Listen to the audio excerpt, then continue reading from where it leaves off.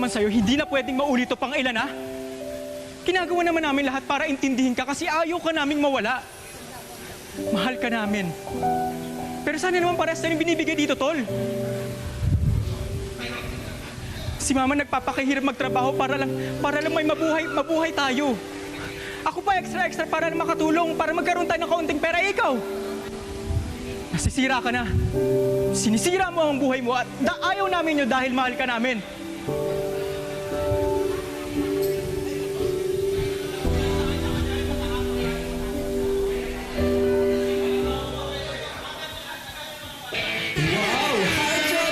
Barangay Heart Drop. Narito na ang pambato ng barangay nyo. Matipuno at gwapo, lalaban ito. Yes naman.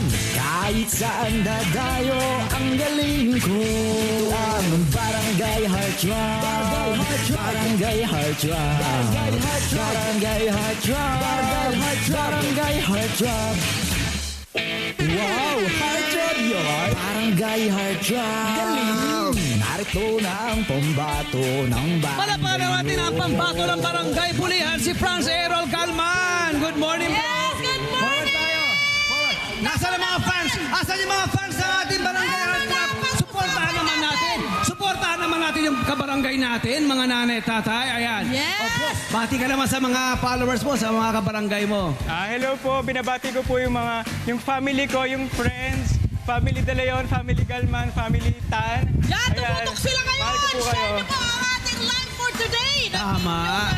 Oo. Pamangkin, apo, kapatid, anak! Oo. Ayan. Ayan. Punta kayo rito. Samahan nyo. Supportahan natin si Franz Errol Galman. Ayan ha. Magandang umaga, bro. Ilang taong ka na? Nag-aaral ka pa ba? Ako po ay 21 years old at kasalukuyan nag-aaral sa Bulacan State University, incoming fourth year college. Anong kurso mo? Theater arts student. Okay. Mabuhay ang mga taga-teatro. Kasi kaya rin yun ang kanyang kinuha dahil yun ang hilig mo. Yes po. Paano kung na-introduce sa theater acting? Before po, talagang sumasali na po ako.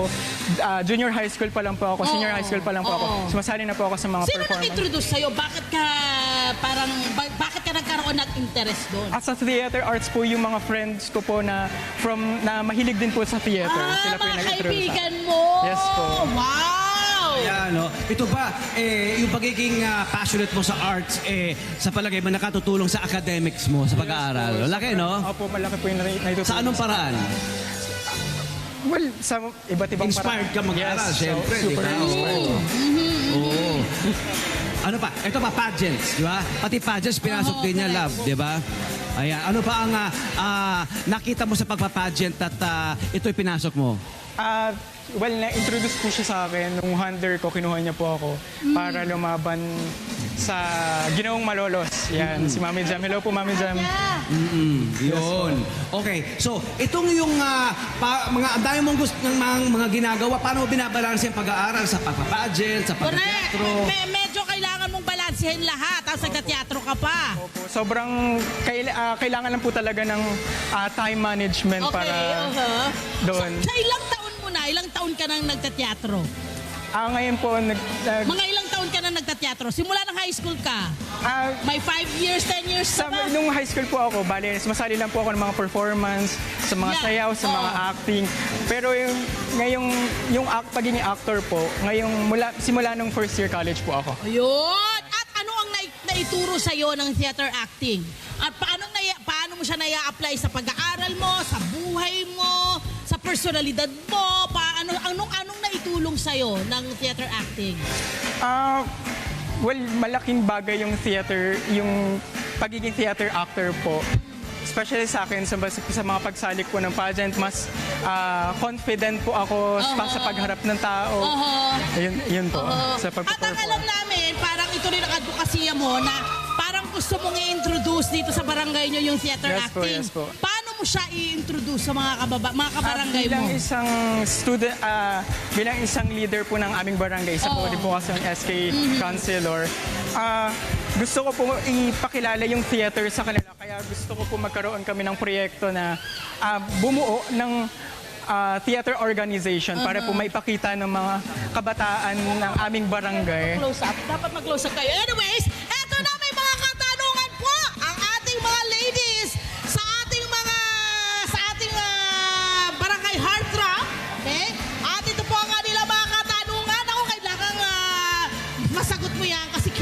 sa'yo. Let's do this! Eto na, let's do this. Ano po pangalan nila, ma'am? Celine po, Ma'am Celine, anong katanungan?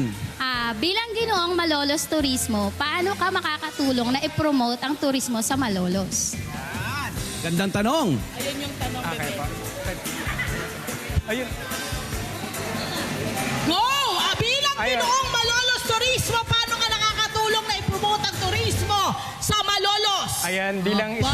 bilang isang kabataan po, nakakatulong po ako sa pag-promote ng turismo ng Malolos sa pamamagitan ng aking social media. Ayan, ayan, sa pagbabahagi. Ano yung parang major na mga bagay na ipinagmamaliki mo bilang taga Malolos, Bulacan? Ano yung nakita mong parang, ito dapat malaman ng ibang mga kabarangay natin? Paanong promotion ng turismo ang ibinibigay mo? Like, anong meron? Pagkain ba? Kultura nyo ba? Anong meron sa inyo? Yung bawat kultura, lalo yung sining po ng Malolenyo. Oh. Ayan, naibabahagi ko po sa aking social media. Sa pag-share, ganyan po. Okay, ayan, meron pang ibang katanungan? Eto, question number 2. Dalawa magtatanong. 2 in 1 na magtatanong. Ma'am, ano po pangalan po nilang dalawa? Ako po si Maricel. Nora De Leo. Ano pong katanungan nyo? Sabay. Bilang youth leader, paano ka naging mabuting halimbawa sa iba?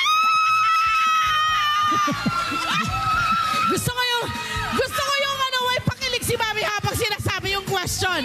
Ayan! Ano raw yung kasakutan dun sa kanyang katanungan? Bilang isang youth leader po sa aming barangay, naipapakita ko po ang pagiging mabuti ko sa kanila sa pamamagitan ng pakikinig sa kung ano ang kailangan nila. Then, ayun, sa pakikinig sa kung anong pangangailangan nila, then yun po yung ipoprovide. Okay. Para sa'yo ba, ano ba yung pagiging mabuti? Ano ba ang meron dapat ang isang tao kung mabuti ka? Kung tatawagin kang mabuti or role model, anong meron ka para makita ng mga ibang kabataan na, ay, role model ito? Ano dapat ang meron? Siguro po para sa akin, yung meron ka pakikisama sa kanila. Totoo. At doon tayo sa matuwid, lalo na ikaw ay leader, Yes. kailangan Okay pa? good governance. Yes, Kailangan yes, yun ay yes, yes, ituro yes. mo sa kanila para isusunod na henerasyon, good governance Yes. ang maipamamana mo. Love 24